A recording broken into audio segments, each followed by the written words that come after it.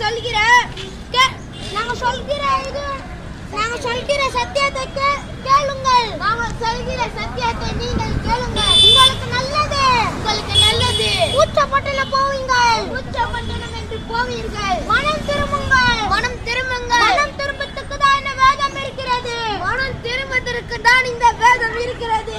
ஏன் ஆண்டவர் வரப்போகிறார். ஆண்டவராக இயேசு கிறிஸ்து வரப்போகிறார். நீ பாவ